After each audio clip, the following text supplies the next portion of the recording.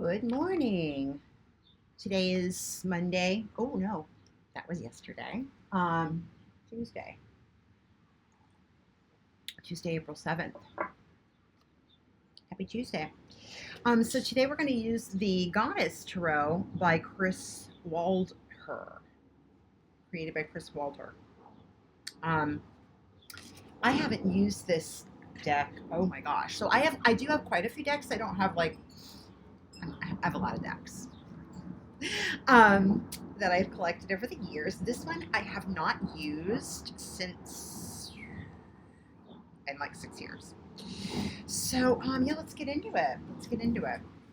I hope you enjoyed yesterday's reading. And how that kind of panned out for you. I meditated a lot on the Seven of Swords.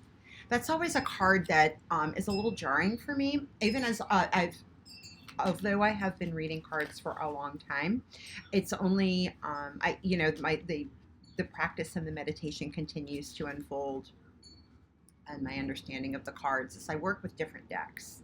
And that's the important thing. I think that it's important that we work with different things, different modalities, different expressions of things, one another, in order to learn and educate and to grow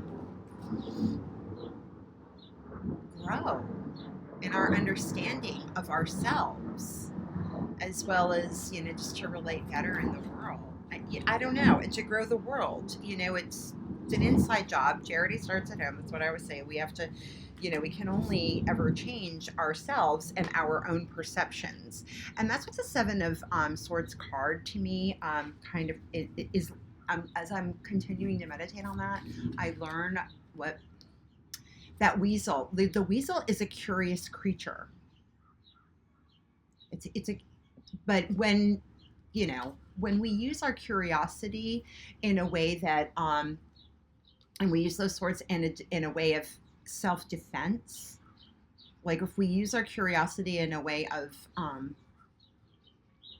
learning about something only to weaponize it in any given situation,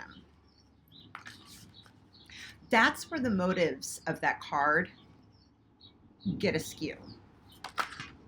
Card, Four of Staves.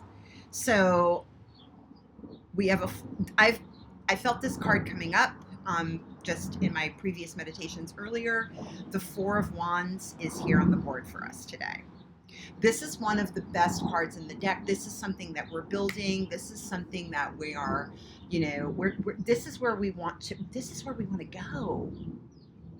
We want to build something that is of unity, of harmony, and the only way that we can do that is if we are utilizing that Seven of Swords in a curious way to learn about one another. And in that way, then we can kind of feel and understand, like, see the reflection of our own thought processes. But nothing is permanent. So we're like, oh, I want to get to this wonderful depiction of this, unity, this harmony, this marriage, this harmony between I want this, and I never want it to change. We never want it to change, but we never grow, right? So the next card that would come up in this particular suit in the Wands is the Five of Wands, which is like kind of competing goals and, kind of a little bit of a tussle, which happens when we come together in unity and harmony. Nothing stays the same because we're always growing and changing, and that's what we want. That's what we're here to do. That's what we're here to help one another do.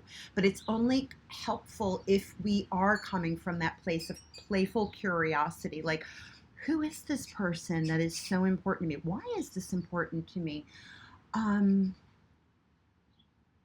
Yeah. Why? What's my why? It's kind of what I'm thinking. The sun is shining over this couple. This is a wonderful card to come up in our reading this morning. But to always remember, I posted something earlier. Actually, my mom sent it to me on Facebook Messenger, and then it was this whole thing from NASA, from the Artemis 2 journey, and love your neighbor as yourself.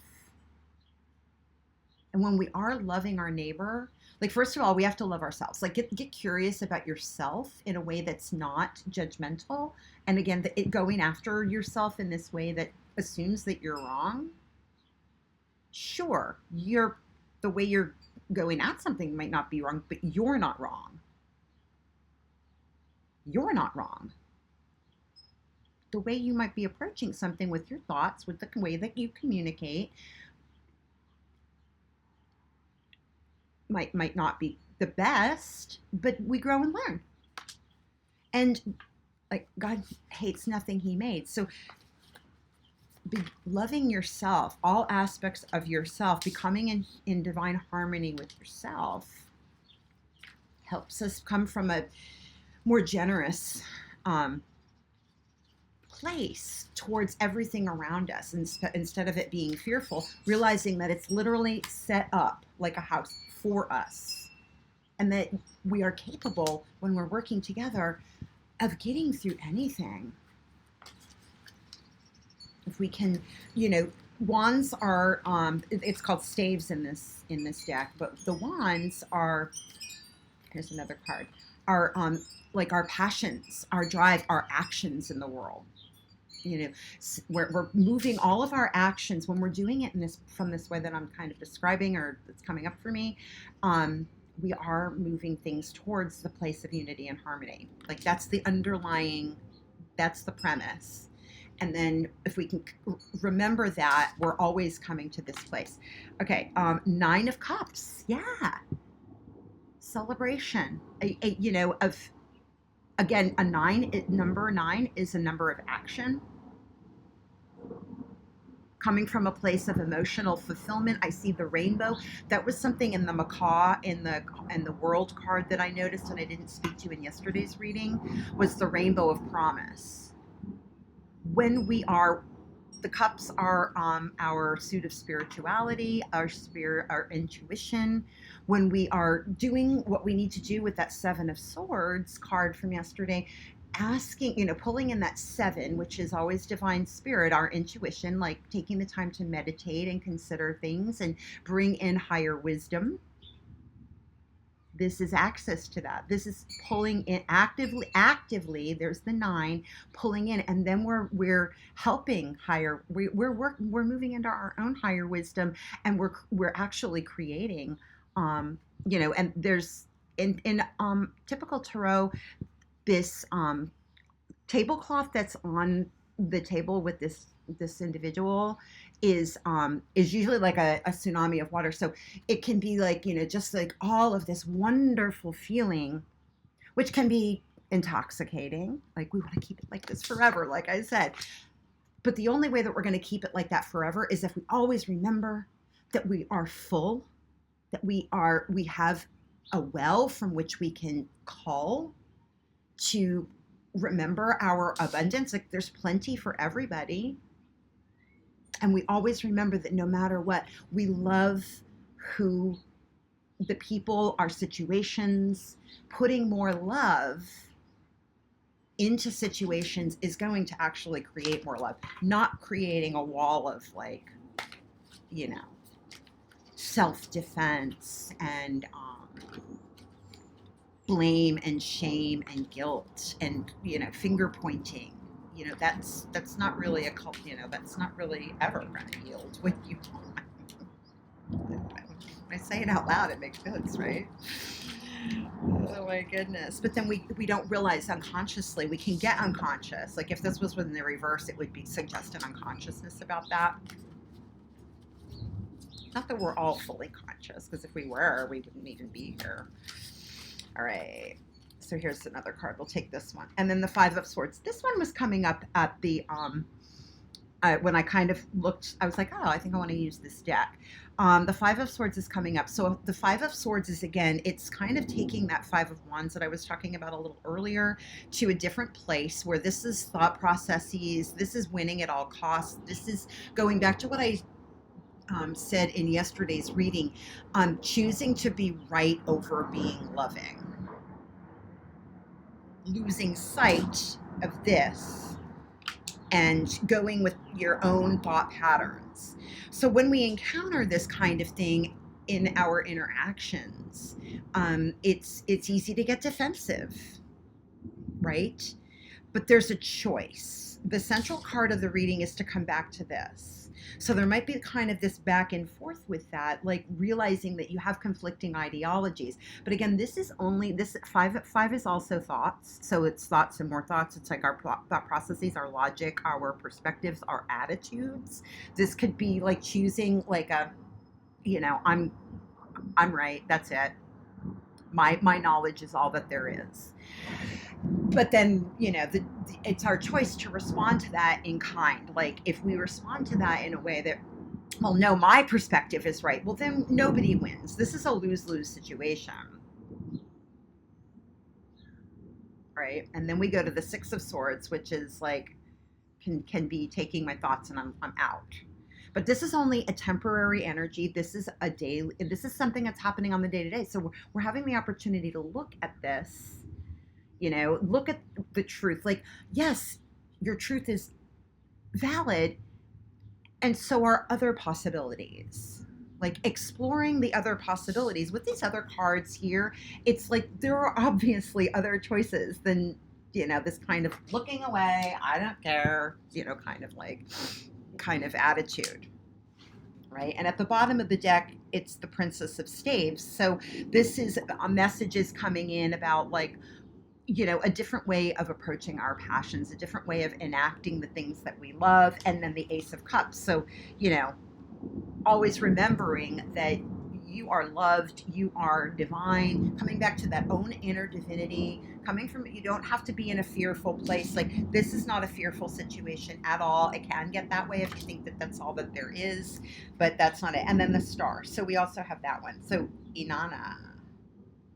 I don't know who that goddess is. But anyway, this is, like I said, I haven't worked with this deck in a really long time. But what we're going to do is we're going to pull from Colette Baron Reed's Goddess Power Oracle deck to see what the commentary is from her deck. No. Sorry, I brought a different deck out. It's a very, very obscure deck by Doreen Virtue. Sorry, that one, yeah, I just got a no on that.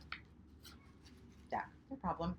So we're going to do, that would be going at all costs. No, I'm going to do this. This is not collaborating with the spirit, So, but it is in the upright, well, in the reverse. This is one of those cards that in the reverse, it would be kind of a more positive aspect. But regardless, Doreen Virtue is the, like I said, this is a pretty obscure deck, the Goddess Guidance Oracle deck. So, it's good to stay focused. It's good to understand your truth. And then be abundant enough in your spiritual life to like let that in and kind of just like let it marinate, let it, because even in this, she's kind of taking a considered stance. Like, yeah, I won, but something feels a little off, and that usually is true. So reflect on how where that line of thinking. It doesn't mean that you're wrong. It means that maybe the way you're thinking about things isn't quite correct. Going back, we don't have all the information. The only way that we're going to get the information is if we interact with one another. And we go to the source. If you have a problem with something or somebody, go to them. Don't ask your friends. Don't ask ChatGPT. Use those as tools of understanding, but they're not going to give you the answers unless you have the courage to go to the source, which is again going back to that Seven of Swords. That card also asks us to step up and have the courage to enact with spirit, to say, look, I don't have all the answers. I got a lot of swords here, but it's only a 7. A leap of faith. Aine. Take a risk and put your heart's true desire into action. And Dana, High Priestess. You have divine knowledge that can help others through your spiritual teaching. So taking this, but knowing, you've got to tread carefully, because you are going to come into conflict with other people's, remember, we are coming back to that loving place, always looking with the eyes of love.